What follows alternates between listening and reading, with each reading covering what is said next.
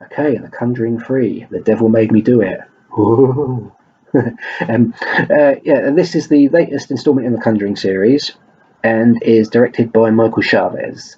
It stars, as you'd expect, Patrick Wilson and Vera Farmiga, both reprising their roles as the factual paranormal investigators Ed and Lorraine Warren.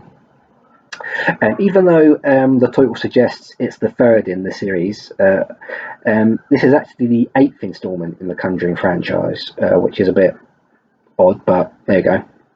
And like most of the other installments, this also claims to be based on a true story. And in this case, it's the case of the court case involving Arnie Johnson.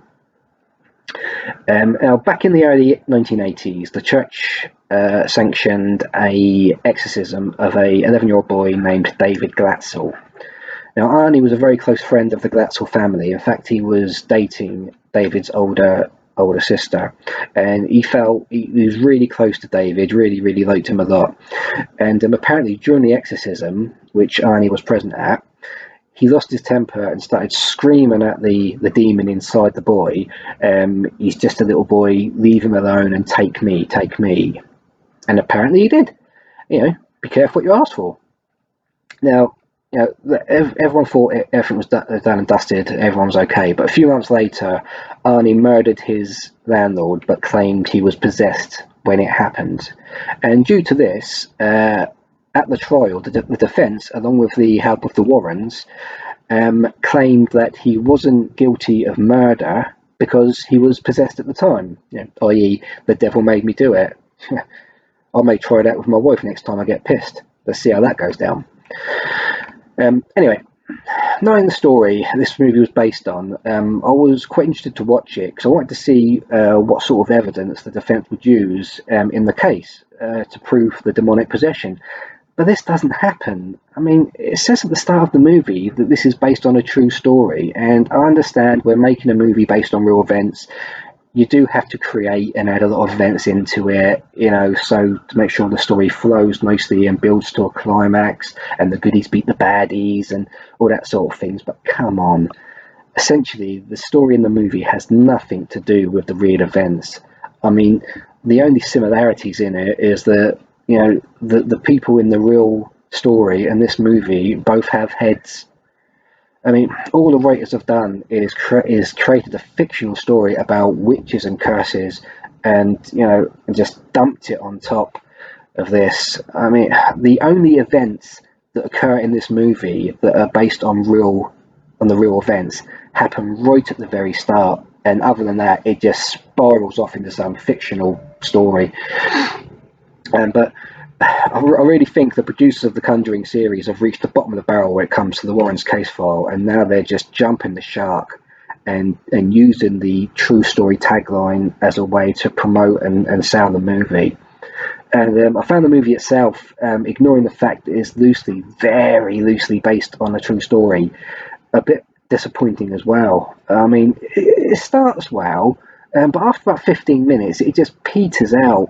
And I mean, for a horror story, there isn't really any suspense or scary aspects of it. I mean, there are one or two jumpy moments in it, and some people may find some of the exorcism scenes a bit distressing.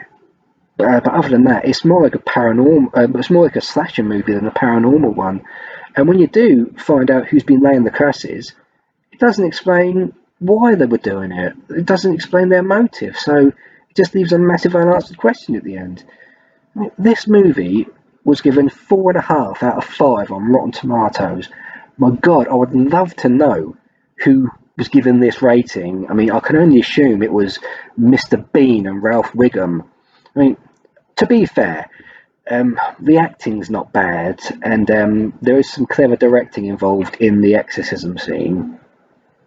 And there's a nice little performance by John Noble, who's a very, very good actor and tends to be good in everything he's in. So, but other than that, there's nothing else going for the movie. That's about all it has gone for it. You're better off watching The Conjuring 2, which is based on the Enfield haunting, and although there is a fair amount of the movie which is fictional, there is also a lot in that movie which did actually happen. So to sum up, if you're interested in this case, in the actual Arnie Johnson case, you're much better off watching the documentary about it, which is also called The Devil Made Me Do It.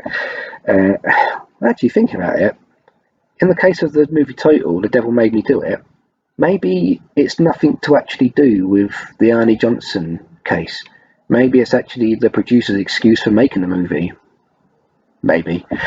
But anyway, so overall, I'm going to give this 1.5 Stay Puffs out of 5. Because it's the fact that they've tried to sell this, saying it's a true story, that grates with me. So yeah, I mean, I think 1.5 is quite generous. But as I always say, this is just my opinion. You may watch it and really enjoy it. If you do, great, that's fantastic. Let me know what you think in the comments. If you like this, please put a like on it. Don't forget to watch my other reviews. Thanks very much for watching, and I'll see you next time.